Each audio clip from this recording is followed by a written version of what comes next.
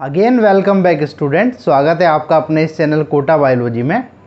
तो वही यूनिट चल रही है अपनी रिप्रोडक्शन इन ह्यूमंस और मेंस्ट्रुएशन साइकिल। पिछले वीडियो में हमने पढ़ा है, बहुत अच्छे से समझा है और आई होप आप सबको याद भी हुआ है वो टॉपिक। जो इस वीडियो में नए हैं इससे पीछे के वीडियो देखें आप और सारा कॉन्सेप्ट समझें। ठीक है, आज हम क्या करेंगे, फर्टिलाइजेशन और इम्प्लांटेशन।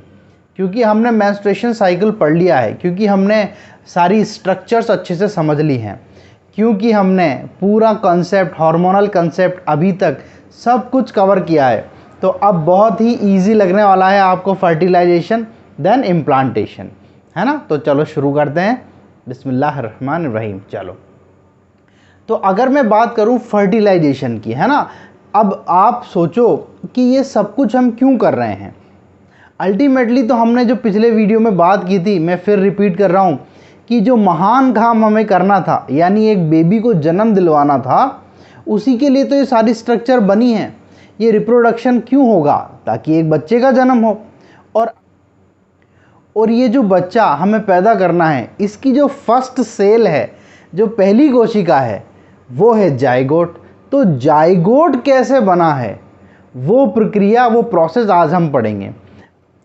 और ये बात हमें पता है कि अगर हम एक बनाएंगे तो उसमें हाफ नंबर ऑफ क्रोमोसोम रखेंगे, और जो स्पर्म हम बना रहे हैं उसमें हम लेकर कितने आए हैं, आधे गुणसूत्र लाए हैं, हाफ नंबर ऑफ क्रोमोसोम्स लाए हैं, और इन दोनों को मिलाकर पूरे कंप्लीट क्रोमोसोम हो जाएंगे। और ये जो सेल बनेगी ये आगे डिवाइड करेगी और पूरा बेबी बना लेगी। पर ये बिगिनिंग में कैसे ये प्रोसेस हो रही है वो आज हम देखेंगे यहाँ पर। चलो शुरू करते हैं फर्टिलाइजेशन। पहले मैं पढ़ा रहा हूं आपको फर्टिलाइजेशन। अगर हम फर्टिलाइजेशन की बात करें तो मैं आपको पहले बता चुका हूं, रिपीट कर रहा हूं, ये जो प्रोसेस है होगी कहां पर। आप याद करो, फर्टिलाइजेशन कहां होगा, फूला फूला एम्प्यूला। हाँ, तो फर्टिलाइजेशन की जो प्रोसेस है वो फैलोपियन ट्यूब के एम्पुला वाले पार्ट में होगी। तो मैं वापस से हम वो स्ट्रक्चर बना रहे हैं। अगर मैं कह रहा हूँ कि मैं ऐसी कोई स्ट्रक्चर बना रहा हूँ तो ये क्या है, उल्टी नाशपाती। याद करो, यूटेरस बनाया हमने, और यूटेरस बनाया है तो अगर मैं कह रहा हूँ ये बना दी हमने फैलोपियन ट्यूब, और यहीं पर होगी ओवेरी, है ना, बादाम जैसी शेप की, जिसके अंदर से एग निकलेगा और ये फिम्बरी इसको ले लेंगी, है ना। वापस से याद करो, ये रहा वो एम्प्यूला, इस वाले पार्ट को हम क्या बोलेंगे, एम्प्यूला। यहीं पे तो होगा फर्टिलाइजेशन, यानी कि जो यहाँ पर इस फिम्ब्रिन है, ये वाला पार्ट कौन सा है, फैलोपियन ट्यूब का स्थमस वाला पार्ट, और ये उंगली फिंगर जैसी क्या है, फिम्बरी।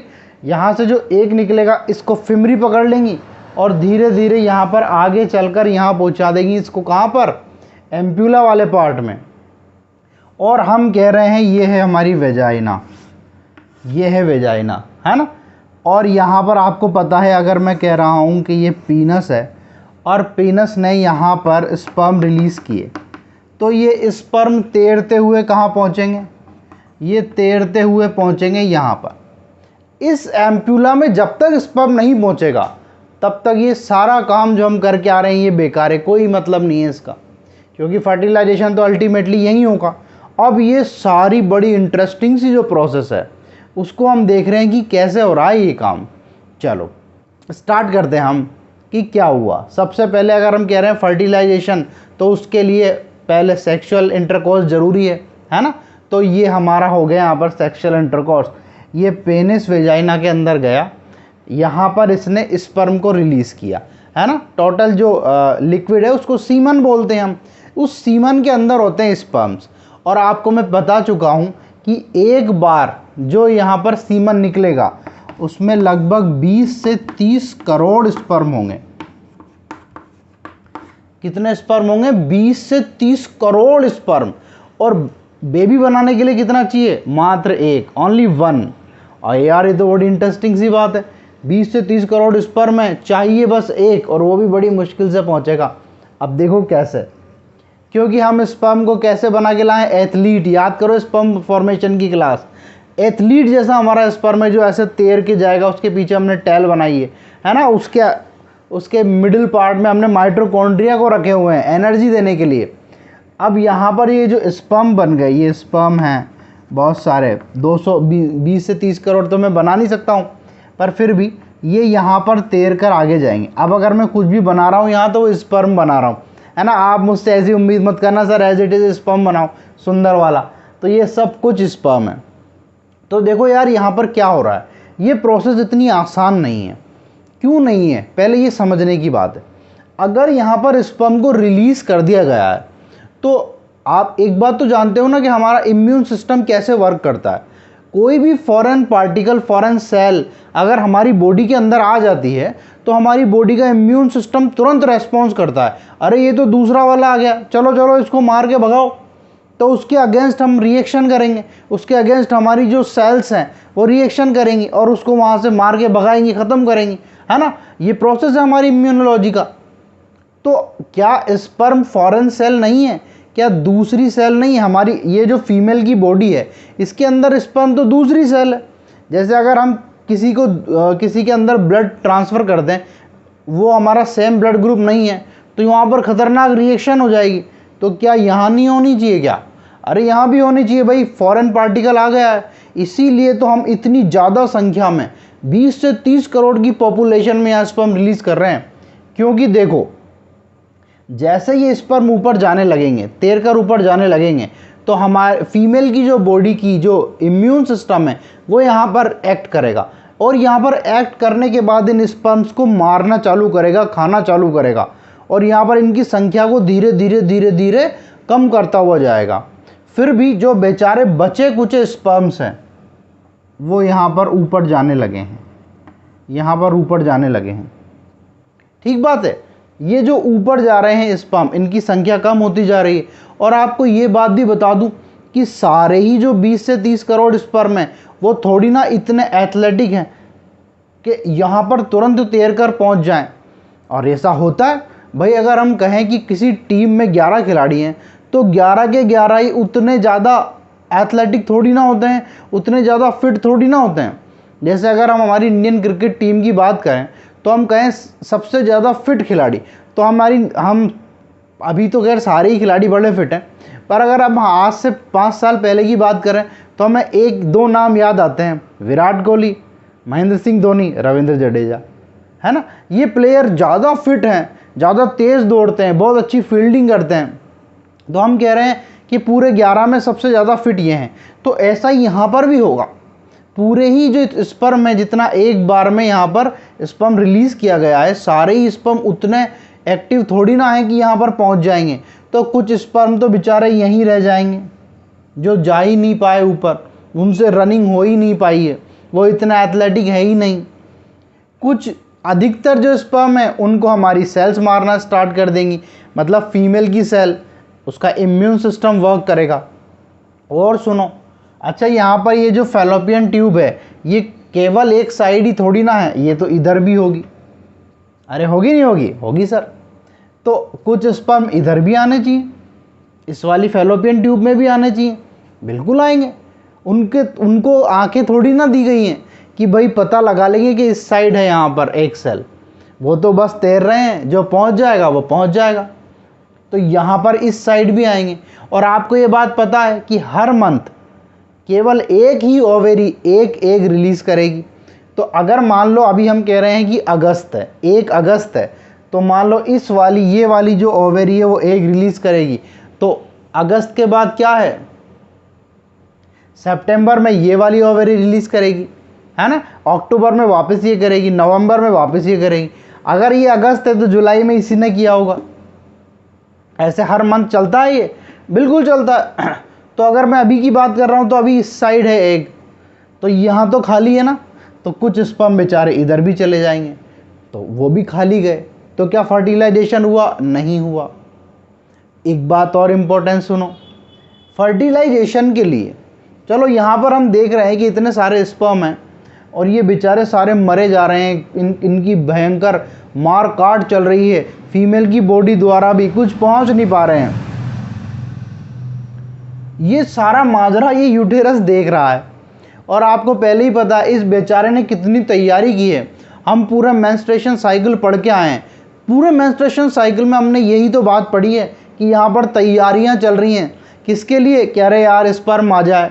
हर महीने तैयारी चल रही है, सालों तैयारियाँ चलती हैं कि कोई तो आ जाओ रे जो यहाँ पर फर्टिलाइजेशन कर जाओ, और जिस महान काम के लिए मेरा जन्म हुआ है, एक बेबी बनाने के लिए, वो मैं कर जाऊँ, है ना, मेरा जीवन सफल हो जाए।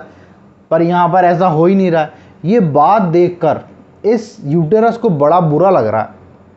तो ये यूटेरस कह रहा है कि यार देखो बहुत हो गया यार, है ना, अब मुझसे बर्दाश्त नहीं हो रहा है, अब मैं चाहता हूँ कि इन स्पर्म्स की थोड़ी हेल्प करूँ। तो वो जो हेल्प है वो हम देख रहे हैं एक रिएक्शन जिसको बोलते हैं कैपेसिटेशन। उस रिएक्शन को बोलते हैं कैपेसिटेशन रिएक्शन। अच्छा, क्या हो रहा है इस रिएक्शन में? इस रिएक्शन में जो यूटेरस है, यूटेरस खुद मदद कर रहा है स्पर्म को। कैसे मदद कर रहा है? वो उसको कैपेबल बना रहा है ना। वो उस स्पर्म के बाहर जो प्रोटीन और कार्बोहाइड्रेट है उसकी लेयर को डाइजेस्ट कर रहा है। यानी वो चाहता है कि इसके अंदर जो न्यूक्लियस है, इसके अंदर जो डीएनए मटेरियल है, वो जल्दी से हमारे एग के पास पहुंच जाए, और उसके बाहर इतनी सुरक्षाएं जो हैं, वो जो प्रोटीन है, वो जो कार्बोहाइड्रेट है, वो यार थोड़ा कम होना चाहिए, अदरवाइज़ ये पहुंच ही नहीं पाएगा बेचारा, है ना। पहुंच भी जाएगा, क्या पता यहाँ पर रिएक्शन हो ना हो। तो ये काम कर रहा है यूटेरस। यानी अगर हम कहें कि कैपेसिटेशन रिएक्शन क्या है, तो यूटेरस द्वारा स्पर्म को कैपेबल बनाना फर्टिलाइजेशन के लिए, यह है कैपेसिटेशन। कैसे बना रहा है? स्पर्म के ऊपर जो प्रोटीन एंड कार्बोहाइड्रेट है उसका डाइजेशन करवाकर। ठीक बात है। तो ये इंपॉर्टेंट रिएक्शन है, आप याद रखो। चलो, कैपेसिटेशन भी हो गया है। फाइनली ये जो बेचारा हमारे स्पर्म थे वो जैसे तैसे यहाँ पहुँचे हैं। अब कुछ ही स्पर्म पहुँचेंगे 200-300। अब यार ये तो बड़ी सोचने की बात है कि 20 से 30 करोड़ स्पर्म जो एक बार में इजेकुलेट हुए थे, वहाँ से केवल 200 से 300 स्पर्म ही यहाँ पहुँच पाए हैं, बाकी सारे मिड वे में ख़त्म हो चुके हैं। ये तो बड़ी इंटरेस्टिंग बात है। तो इसके पीछे रीज़न क्या है? रीज़न ये है कि कुछ तो हमारे इम्यून सेल्स ने ख़त्म कर दिए, कुछ इस साइड चले गए, और कुछ बेचारे वैसे ही एथलेटिक नहीं थे। जो कुछ बचे कुचे स्पर्म थे वो यहाँ पर कहाँ हैं? हमारे फैलोपियन ट्यूब में। और यहाँ पर आपको पता है एग रिलीज़ हो चुका है। एग रिलीज़ हो गया, यहाँ पर इस फिमरी ने इस एग को पकड़ लिया, फिमरी ने यहाँ पर इस एग को यहाँ लाए। अच्छा, इस एग को एम्प्यूला तक पहुँचाना है। आपको पता है ना, फैलोपियन ट्यूब के हमने 3 पार्ट पढ़े हैं। सबसे आगे वाला पार्ट कौन सा था? आपको पता है ना, फैलोपियन ट्यूब के 3 पार्ट पढ़े हैं अपन ने, है ना। तो यहाँ पर ये तो स्थमस है, स्थमस से आगे है एम्प्यूला। तो एम्प्यूला तक तो पहुँचाना है इस एग को। अब ये कैसे पहुँचेगा एग? तो याद करो, यहाँ पर सीलिएटेड एपिथेलियम है, सीलिया, है ना। जहाँ पर भी हमें आगे चीज़ को धक्का देना होता है, हमारी बॉडी क्या करती है? सीलिएटेड एपिथेलियम ले आती है। तो सीलिया उस एग को ऐसे चला रहे हैं। आपने देखा वो कॉन्सर्ट में जब कोई ऐसा सेलिब्रिटी ऐसे करके पीछे गिरता है तो उसको सारे लोग पकड़ के पीछे पहुंचा रहे होते हैं। तो यहाँ पर सेलिब्रिटी कौन है? हमारा एग सेल ही तो सेलिब्रिटी है। एग सेलिब्रिटी आने वाला है अभी, तो इसको यहाँ पर पहुँचा रहे हैं हम। अब ये मान लो ये एग को मैंने बना दिया पिंक से, ये एग सेल एम्प्यूला में पहुँच चुका है। पिंक से ही बनाना था यार, आपको पता है फीमेल वाला पार्ट है भाई, पिंक से बनाना ज़रूरी है। मेल नाराज़ हो जाएगा पिंक से बन जाएगा, तो हाँ, फीमेल का बनाना ज़रूरी है पिंक से। ठीक बात है, ठीक है। तो अब यहाँ पर अपना स्पर्म, अब इस स्पर्म को भी मैं अलग कलर से बनाता हूँ, है ना। ये यहाँ पर अपने स्पर्म आ रहे हैं, स्पर्म आ रहे हैं, है ना। येलो से मेल को कोई कलर दे दो, मेल को फ़र्क ही नहीं पड़ता है ना। पीला पहना दो, काला पहना दो, हरा पहना दो, उसको जो मर्जी पहना दो, उससे कोई फ़र्क नहीं पड़ता। फीमेल कलर्स को लेके बड़ी, ये मल्टी चॉक्स भी मैं अपनी फीमेल स्टूडेंट्स के लिए यूज़ कर रहा हूँ। अगर मैं यहाँ पर सिर्फ वाइट चॉक से भी पढ़ा था ना तो हमारे मेल स्टूडेंट को बहुत बढ़िया है सर, चलने दो, है ना। हाँ चलो, तो यहाँ पर कितने स्पर्म पहुँचे हैं एम्पुला तक? अभी 200 से 300 स्पर्म पहुँचे। अच्छा, अब ये हमें निश्चित करना है कि यार एग के पास कोई एक ही स्पर्म पहुँचे, क्योंकि हमें बेबी भाई अगर एक स्पर्म पहुँचेगा यानी कितने क्रोमोसोम है उसके पास? 23, और एग के पास 23, तो ह्यूमन में कितने क्रोमोसोम होते हैं? 46, 23 23 46। अगर मान लो 2 स्पर्म पहुंच गए तो गड़बड़ हो गई यार, ये तो क्रोमोसोम नंबर 46 तो मेल के ही चले गए, तो यह तो गड़बड़ हो गई ना, ऐसा तो होना ही नहीं देना अपन को। इसीलिए अपन चाह रहे हैं कि केवल एक स्पर्म यहाँ पर पहुँचे, इस एग से फर्टिलाइजेशन में कितना स्पर्म रहे? एक। अब ये कैसे होगा, ये प्रोसेस हम आगे देख रहे हैं। ये वाली प्रोसेस 2 मिनट में मैं रिवाइज कर दूं। यहाँ पर मेल पेनिस आया, मेल पेनिस ने स्पर्म छोड़ दिए, ये वेजाइना से ऊपर गए सर्विक्स की तरफ। यहाँ पर बहुत सारी चीज़ें हुई हैं, इनको मारा गया है हमारी क्या बोलते हैं इम्यून सेल्स द्वारा। कुछ इधर चले गए हैं, कुछ जो बेचारे बचे कुछ थे उनके ऊपर कैपेसिटेशन रिएक्शन हुई, उनको थोड़ा सपोर्ट मिला, तो ये बेचारे अभी फैलोपियन ट्यूब में आ चुके हैं। अब ये कुछ 200-300 स्पर्म हैं, तो देखो इनके साथ क्या हो रहा है आगे। अब मैं बात कर रहा हूँ, ये सारी प्रोसेस चल रही है एम्पुला के अंदर, है ना, ये सब एम्पुला के अंदर चलेगा, बनाने की ज़रूरत नहीं है। मैं सिर्फ अभी एक सेल बना रहा हूँ। अगर मैं कह रहा हूँ कि ये एक सेल है, तो आपको एक बात पता है कि इसके अंदर जो एग है वो अभी सेकेंडरी oocyte है। आपको पूरी पुरानी फिर बातें याद करनी पड़ेंगी, और अगर आप वीडियो में नए हो तो जाकर देख लो, ज़्यादा टाइम नहीं लगेगा, आप 1-1.5-2 घंटे में सब लेक्चर देख के यहाँ पर कॉन्सेप्चुअल वापस आ जाओगे, है ना। तो अगर मैं कह रहा हूँ कि इसके अंदर ये हमारी सेकेंडरी oocyte, और ये जो सबसे इसके बाहर की जो मेम्ब्रेन है, ये जो मेम्ब्रेन है एग के बाहर जो मेम्ब्रेन है, इसको आपको पता हमने क्या बोला है? Vitelline membrane. ये कौन सी मेम्ब्रेन है? ये विटेलाइन मेम्ब्रेन है ना, विटेलाइन मेम्ब्रेन है। और इस विटेलाइन मेम्ब्रेन के बाहर भी आपको पता है एक डिफरेंट टाइप की सेल्स का अरेंजमेंट रहता है, जो हमने वहाँ भी पढ़ी थी। कौन सी है वो? जोना पेल्यूसिडा। तो मैं अगर ये जोना पेल्यूसिडा बना देता हूँ यहाँ पे, ये सेल्स कौन सी हैं? ये हमारी हैं जोना पेल्यूसिडा सेल्स।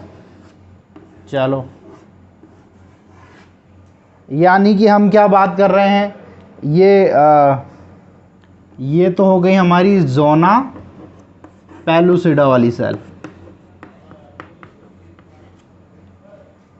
यानी सबसे बाहर जो लेयर हमें सेल्स की मिलेंगी वो है जोना पेल्यूसिडा। उसके अंदर जो हमें मेम्ब्रेन मिल रही है वो है विटेलाइन मेम्ब्रेन, और उसके अंदर पड़ा हुआ है हमारा ये सेकेंडरी oocyte जो असल एग है। अभी अगर मैं कह रहा हूँ सेकेंडरी oocyte, मतलब याद करो कि ये अभी वही मेटाफेज में अरेस्ट है, ये मेटाफेज 2 में अरेस्ट है अभी, है ना। हाँ, अब ये बेचारे ये जो स्पर्म है वो यहाँ आना चालू हुए। स्पर्म किससे बनाया अपन? वाइट से बना देते हैं यार। ये स्पर्म यहाँ आना चालू हुए हैं इसके पास। अरे भाई हमें अंदर लो, हम बहुत जंग लड़के लड़ाई लड़के आए। अब यहाँ पर सोचा जा रहा है कि देखो, आने तो हम एक को ही देंगे क्योंकि यहाँ पर अंदर हमें एक को ही लेना है। इसके लिए क्या क्या प्रोसेस चल रही है वो सुनो। अच्छा, सबसे पहले तो ये जोना पेल्यूसिडा की लेयर बाहर, इसके बाहर जोना पेल्यूसिडा, जोना पेल्यूसिडा की लेयर यहाँ पर इनको रोकने का काम करेगी। उसके बाद विटेलाइन मेम्ब्रेन है। अब यहाँ पर क्योंकि हमें सिर्फ एक ही स्पर्म को अंदर आने देना है, यानी हमें किस घटना से बचाना है? हमें बचाना है पॉलीस्पर्मी से। किस घटना से बचाना है? पॉलीस्पर्मी। अगर मैं कह रहा हूं पॉलीस्पर्मी, इसका मतलब क्या? इसका मतलब है कि एक से ज़्यादा स्पर्म को हमें इसके अंदर नहीं आने देना है। अगर एक से ज़्यादा मेम्ब्रेन को हम, एक से ज़्यादा स्पर्म को नहीं आने देना है, मतलब पॉलीस्पर्मी से हमें इसको बचाना है। तो ये बचाने का काम कैसे चल रहा है वो देखेंगे अब हम, है ना। तो बचाने का काम ऐसे चल रहा है कि 2 मैकेनिज्म है इसके पीछे, कि ये पॉलीस्पर्मी से बचा जाए। एक मैकेनिज्म तो है फास्ट मैकेनिज्म। कौन सी मैकेनिज्म है? फास्ट। और एक है स्लो मैकेनिज्म। फास्ट मैकेनिज्म क्या है? देखो, जैसे ही मान लो सबसे पहले अपना ये वाला स्पर्म आया है ना, ये अच्छे से दिख रहा है, इसको मान लेते हैं। ये स्पर्म सबसे पहले यहाँ आके टच हुआ। अब सिंपल सी बात है कि ये जो जोना पेलुसिडा है ये हर किसी स्पर्म को तो आने नहीं देगी ना। मान लो कि किसी हमारे ह्यूमन की फीमेल में किसी गधे, घोड़े, कुत्ते का स्पर्म यहाँ पर आ जाए तो क्या ये इसको अंदर लेने देगी कि आओ भाई फ्यूज कर जाओ हमारे एग से? अरे भाई बिल्कुल नहीं। हाँ, हमारी हर सेल स्पेसिफिक है। और ये स्पेसिफिसिटी कैसे आई है उसके पास? ऐसे आई है कि इस जोना पेलुसिडा के ऊपर एक रिसेप्टर होता है जिसको बोलते हैं ZP3 रिसेप्टर। इसके ऊपर, इस जोना पेलुसिडा के ऊपर एक रिसेप्टर है जिसको अपन नाम दे रहे हैं ZP3 रिसेप्टर। कौन से रिसेप्टर है? ZP3। ये रिसेप्टर पहचानते हैं ह्यूमन स्पर्म को। इस बात का क्या मतलब है? इस बात का मतलब है कि केवल अगर ह्यूमन स्पर्म होगा तो ही ये इसको जगह देंगे अंदर आने के लिए, अदरवाइज ये सबको ब्लॉक करके रखेंगे। यहाँ कोई नहीं आने देना, बाहर निकलो, चलो। ऐसा होता है? हाँ, हम जानते हैं भाई, हमारी एक स्पीशीज़ है ह्यूमन स्पीशीज़, हम उसको जानते हैं। तो यहाँ पर जो इस जोना पेलुसिडा के ऊपर जो रिसेप्टर हैं वो ह्यूमन स्पीशीज़ के लिए ही बने हुए हैं। यानी यहाँ पर जब केवल ह्यूमन मेल का स्पर्म आएगा तो ही अंदर जाने दिया जा रहा है, अदरवाइज किसी को जाने नहीं दिया जा रहा। तो सपोज करो ये फर्स्ट आया भाई, ये वाला हमारा फर्स्ट स्पर्म सबसे पहले ही आ गया। तो जोना पेलुसिडा ने चेक किया, ZP3 ने इसके ऊपर चेक किया कि क्या भाई तू हमारे ह्यूमन का ही है ना? तो कहा हाँ भाई, कंफर्मेशन हो गया कि अपना ही आने दो। इस स्पर्म में हमने स्ट्रक्चर पढ़ी है बहुत अच्छे से, और मैंने आपको बताया था सबसे ऊपर क्या लगा है यहाँ पर? एक्रोसोम। क्या लगा है? एक्रोसोम, जिसमें क्या भरे होते हैं? एंजाइम्स। तो ये एक्रोसोम यहाँ पर अपने एंजाइम रिलीज करेगा और ये एंजाइम्स इसको मदद करेंगे ऐसे अंदर जाने के लिए, भाई रास्ता दो यहाँ पर, है ना? तो ये स्पर्म आ रहा है यहाँ पर। ये स्पर्म जैसे ही इस मेम्ब्रेन से अंदर आया, कौन सी मेम्ब्रेन है ये? Vitelline membrane. जैसे ही इस मेम्ब्रेन से अंदर आया, ये यहाँ पर, ये पूरा तो आएगा नहीं हेड पार्ट में से, यहाँ पर न्यूक्लियस आया। अब मैं ये पिंक वाला न्यूक्लियस पिंक वाले से ही बना देता हूँ, यानी ये वो एग सेल है, और ये वाइट तो अपना है ही मेल। ये क्या है? अपना स्पर्म का न्यूक्लियस। इसमें 23 नंबर ऑफ क्रोमोसोम है, ये स्पर्म का न्यूक्लियस है, और ये अपने पास फीमेल का तो है ही। ये है हमारी सेकेंडरी oocyte अभी तक। अब यहाँ पर क्या क्या घटनाएं हो रही हैं वो देखना बहुत इंपॉर्टेंट है। जैसे ही स्पर्म यहाँ विटेलाइन मेम्ब्रेन से अंदर आया तो सबसे पहले क्या हुआ? स्पर्म के आते ही इस विटेलाइन मेम्ब्रेन का डीपोलराइजेशन हो गया। ये जो विटेलाइन मेम्ब्रेन थी इसका डीपोलराइजेशन हो गया। तो यहाँ पर सबसे पहली घटना जो क्या हो रही है?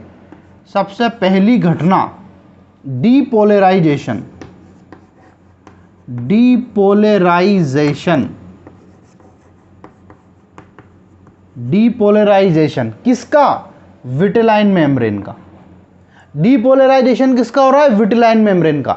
यानी ये क्या कर रहे हैं? जैसे ये स्पर्म का न्यूक्लियस अंदर आया, इस मेम्ब्रेन का डीपोलराइजेशन हो गया। मतलब अब किसी को भी आने नहीं देना, बिल्कुल गेट बंद कर दो, क्लोज कर दो, बिल्कुल क्लोज, एवरीथिंग इज क्लोज, कुछ भी अंदर नहीं आएगा। यानी तुरंत ये काम हुआ है, विद इन सेकेंड्स। तो ये है फास्ट ब्लॉकेज। किसके लिए? पॉलीस्पर्मी से रोकने के लिए। हम क्या कर रहे हैं? हम कर रहे हैं कि भाई अब एक से ज़्यादा स्पर्म आने नहीं देना। जैसे ही एग के पास, जैसे ही स्पर्म का न्यूक्लियस आ गया है, वैसे ही हमने इस विटेलाइन मेम्ब्रेन का डीपोलराइजेशन करा दिया है। बस बहुत हुआ, अब किसी को अंदर आने नहीं देना। इसको कह रहे हैं हम फास्ट ब्लॉकेज। इसके बाद जैसे ही फास्ट ब्लॉकेज हो गया, यहाँ से कुछ केमिकल्स सीक्रेट होंगे। ये केमिकल्स इन जोना पेलुसिडा के ऊपर जो ZP3 रिसेप्टर्स हैं उसको म्यूटेटेड कर देंगे, ख़राब कर देंगे, डिस्ट्रॉय कर देंगे। यहाँ पर अपन ने जो ZP3 रिसेप्टर्स किसके ऊपर देखे हैं, जोना पेलुसिडा के ऊपर, ये केमिकल इस ZP3 रिसेप्टर्स को खराब नष्ट कर देंगे। यानी क्या हुआ, इस विटेलाइन मेम्ब्रेन, इस जोना पेलुसिडा के ऊपर जितने ZP3 रिसेप्टर्स थे सब खत्म। यानी अब ये कंप्लीट ब्लॉकेज है, कंप्लीट ब्लॉकेज। अब चाहे ह्यूमन स्पर्म हो, चाहे कुछ भी हो, चाहे सुपर ह्यूमन स्पर्म हो, कितना ही एथलेटिक हो, कितना ही सुंदर हो, भाई अब नहीं। एक बार जो यहाँ पर एक सेल आ गए उसके बाद तो ये अपने आप की भी नहीं सुनते। हाँ, तो यहाँ पर अपने पास जैसे ही ये क्या है, स्पर्म का न्यूक्लियस, और ये क्या है, सेकेंडरी oocyte। अब आ गए बस हमारे पास, काफ़ी है, 46 हो जाएंगे। कैसे होंगे, अब यहाँ पर क्या हो रहा है, ये जो सेकेंडरी oocyte है हमारे पास, ये कहाँ अरेस्ट थी, मेटाफेज 2 में। और मेटाफेज 2 में जैसे ही यहाँ पर स्पर्म का न्यूक्लियस आया, ये अपना डिवीज़न कंप्लीट कर लेगी, 1 से 2 सेल बनेंगी। तो ये तो अपनी 23 वाली एग सेल, और ये एक छोटी सी पोलर बॉडी। आपको याद है एक पोलर बॉडी हमने वहाँ पर भी बनाई थी, हाँ, तो वो थी फर्स्ट पोलर बॉडी। और ये कौन सी है, ये है सेकंड पोलर बॉडी। कौन सी पोलर बॉडी है, सेकंड पोलर बॉडी। ये धीरे धीरे अपने आप डिजनरेट हो जाएगी, कोई काम नहीं है इसका। और अल्टीमेटली यहाँ पर फ्यूज़न, ये दोनों मिल जाएंगे। इसके मिलाप, इसके मिलन के लिए ही तो इतनी घटनाएं पढ़ रहे हैं हम, इतने जद्दोजहद, इतने सारा स्ट्रगल पूरी बॉडी में चल रहा है। तो फाइनली मुबारक हो आपको भी कि आज क्या हुआ, आज ये एग न्यूक्लियस और फीमेल मेल का न्यूक्लियस मिल चुके हैं, और फाइनली यहाँ पर एक सेल बनी है जिसको हम कह रहे हैं जाइगोट, जिसके पास कितने क्रोमोसोम हैं, 46 क्रोमोसोम। तो फाइनली आज वो जाइगोट बना। तो नेक्स्ट स्ट्रक्चर अपन जाइगोट बनाते हैं ना। खुशी की वजह से मेरी जुबान भी लड़खड़ा रही है। आप चलो अब ये फटाफट से पॉज करके इसको एक बार देख लो, लिख लो, कहीं भी आपको याद रह जाएगा। दोबारा मैं रिपीट कर देता हूँ। फास्ट ब्लॉकेज का मतलब जैसे ही फर्स्ट स्पर्म विटेलाइन मेम्ब्रेन से अंदर आया, वैसे ही यहाँ पर फास्ट ब्लॉकेज हुआ है, इस मेम्ब्रेन का डीपोलराइजेशन हो गया है, अब कोई अंदर नहीं आ पाएगा। देन स्लो ब्लॉकेज क्या है, यहाँ से केमिकल सिक्रेट हुए और उन्होंने जोना पेलुसिडा के ZP3 रिसेप्टर्स को ख़त्म कर दिया है, यानी अब कोई भी और स्पर्म अंदर नहीं आ पाएगा। तो फाइनली ये जाइगोट ऐसे बनेगा। चलो हम आगे। तो ये तो हम पढ़ चुके हैं अभी तक फर्टिलाइजेशन, है ना। अब फर्टिलाइजेशन कहाँ हुआ है, एम्प्यूला में। चलो हम देख रहे हैं कि एम्प्यूला में फर्टिलाइजेशन हो चुका है, और क्या बना है हमारे पास, ये एक जाइगोट। इसके अंदर ये जो सेल है, इसके अंदर कितने क्रोमोसोम है, 46। क्या मैं ठीक बात कह रहा हूँ, बिल्कुल सर। इस 46 क्रोमोसोम वाले इस एक सिंगल सेल जाइगोट में अब क्या हो रहा है, अभी हम कहाँ पर हैं, एम्प्यूला में। इस एम्प्यूला में ये 46 वाला एक जाइगोट सेल पड़ा हुआ है। अब यहाँ पर क्या हो रहा है, यहाँ पर इस सेल में डिवीज़न होगा। कौन सा डिवीज़न होगा, माइटोसिस, यानी समसूत्री विभाजन। इस सेल में माइटोसिस, समसूत्री विभाजन, समसूत्री विभाजन या माइटोसिस। अब आपको पता है माइटोसिस होगा तो सेल 1 से 2 हो जाएंगी, है ना, क्रोमोसोम नंबर सेम ही रहेंगे। लेकिन यहाँ पर एक स्पेशल टाइप का डिवीज़न हो रहा है। स्पेशल टाइप का क्यों कह रहा हूँ मैं, इस सेल की साइज़ नहीं बढ़ रही है, अभी हमें साइज़ नहीं बढ़ाना है, क्योंकि हम वैसे ही अभी तो पतली सी फैलोपियन ट्यूब में हैं, तो साइज़ नहीं बढ़ाना है। ऐसा समसूत्री विभाजन, ऐसा स्पेशल टाइप ऑफ माइटोसिस जिसमें, यानी मैं क्या कह रहा हूँ, ये सेल तो एक ही है, ये वही सेल, लेकिन अब हमारे पास कितने हो गए यहाँ पर, 2, 1 से 2, ये भी 46 वाली, ये भी 46, और साइज नहीं बढ़ा, नंबर बढ़ गया है। तो ऐसा स्पेशल टाइप का डिवीज़न जिसमें नंबर तो बढ़ जाए पर साइज ना बढ़े, तो उसको हम बोलते हैं क्लीवेज। क्या बोल रहे हैं? क्लीवेज। हिंदी में बोलें तो विदलन। यानी यहां पर क्या हो रहा है? यहां पर हो रहा है विदलन और क्लीवेज, जिससे ये एक से हो गए 2, साइज अभी उतना ही है और ये और आगे चलेगा। चलो आगे चलाओ इसको। ये 2 से क्या हो गए हैं? ये 2 से हो गए हैं 4,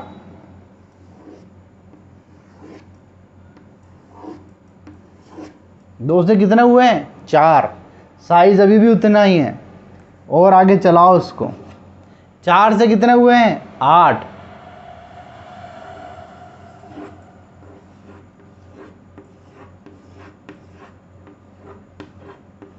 ऐसा क्यों बनाया मैंने? जान करके ऐसा बनाया ताकि आप समझो ये पीछे भी हैं। अलग अलग भी दिखा सकता हूं पर नहीं, थोड़ा सा अपना ब्रेन भी यूज़ करो।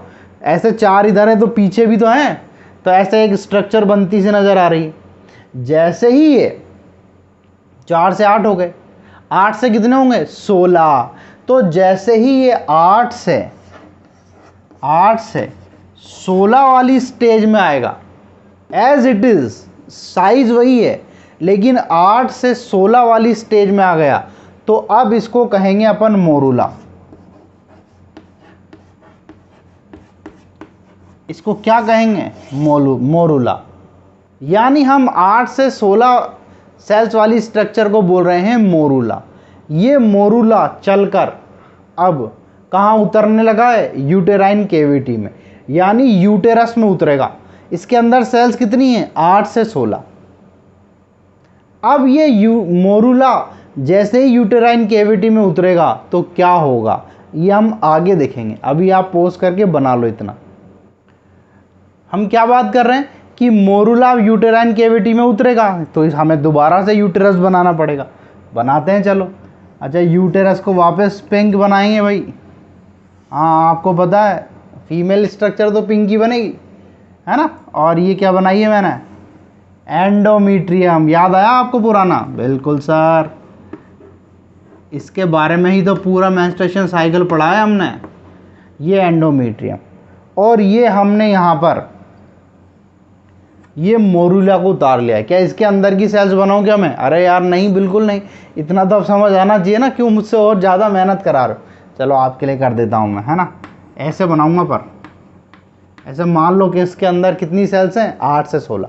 मोरूला स्टेज है ये। अब यहाँ से क्या हो रहा है? इस मोरूला में क्या हो रहा है?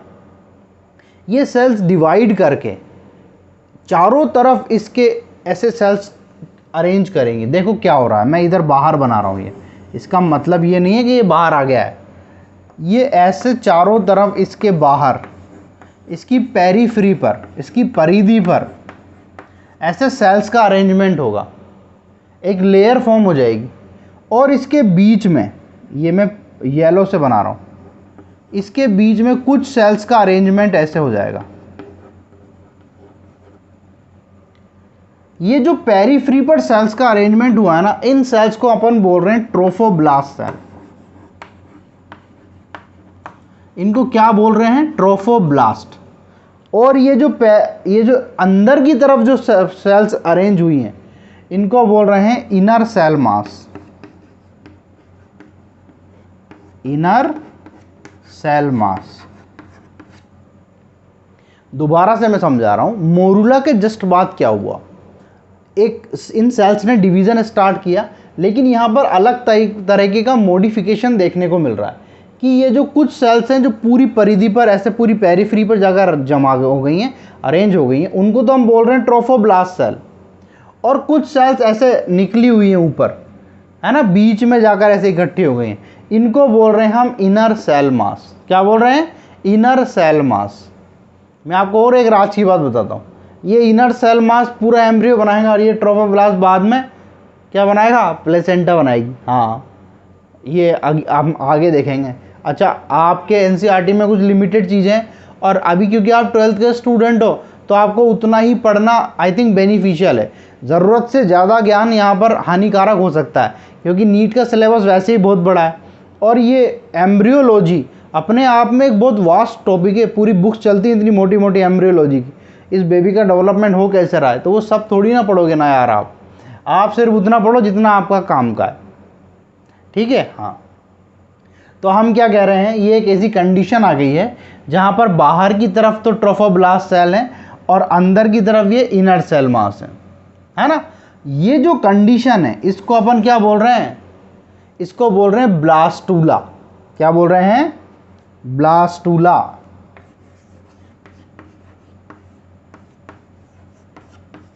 वो क्या था, मोरूला। ये क्या था, ब्लास्टूला। ये जो हमारे पास बना हुआ है ना, इसको बोल रहे हैं हम ब्लास्टोसिस्ट। ब्लास्टोसिस्ट, यही ब्लास्टोसिस्ट यहां पर, यही ब्लास्टोसिस्ट यहां पर अंदर इस एंडोमीट्रियम में घुस जाएगा अंदर। अब ऐसे याद रखो भाई, ब्लास्ट चल रहा है, ट्रोफोब्लास्ट, इधर भी ब्लास्टूला, ब्लास्ट ही ब्लास्ट है, मतलब क्या, यहां पर इस एंडोमीट्रियम में ब्लास्ट करके ये अंदर चले जाएंगे, है ना। ये मैं आपको याद करने के लिए बता रहा हूं, तो कोई ब्लास्ट नहीं होगा। हाँ, पर एंडोमीट्रियम के अंदर इस ब्लास्टोसिस्ट का जाना, ये क्या है, ब्लास्टोसिस्ट, ये क्या है, एंडोमीट्रियम। एंडोमीट्रियम के अंदर इस ब्लास्टोसिस्ट का इम्प्लांटेशन, अंदर जाना ही इम्प्लांटेशन कहलाता है। ये घटना क्या कहलाती है, इम्प्लांटेशन। जब फर्टिलाइजेशन हुआ उसके 7 दिन बाद, 7 डेज आफ्टर ये इम्प्लांटेशन की घटना होगी, फर्टिलाइजेशन के 7 दिन बाद। यानी ये जो सब हम पहले से पढ़ के आ रहे थे उसके यहाँ तक होने में 7 दिन लगे हैं। 7वें दिन ये ब्लास्टोसिस्ट इस एंडोमीट्रियम के अंदर चला गया, यानी इम्प्लांट हो गया। और जब तक इम्प्लांटेशन नहीं होता हम नहीं मानते कि प्रेगनेंसी स्टार्ट हो गई है। प्रेगनेंसी का मतलब ही ये है कि ये इम्प्लांटेशन हो चुका है। इम्प्लांटेशन का मतलब ये है कि ब्लास्टोसिस्ट एंडोमीट्रियम के अंदर आ चुका है। अब यहाँ से इसका डेवलपमेंट स्टार्ट होगा जो आगे जाके पूरा बेबी बनाएगा। तो फाइनली इम्प्लांटेशन हो गया है, मतलब डिलीवरी अब मतलब प्रेगनेंसी अब स्टार्ट हो चुकी है। तो हमने फर्टिलाइजेशन पढ़ा है आज, कैसे हुआ, स्पर्म्स के जाने से, एक के मिलने से, जाइगोट के बनने से, ये ब्लास्टोसिस्ट के बनने से अंदर इम्प्लांटेशन होने तक की चीज़ को आज कवर कर लिया है।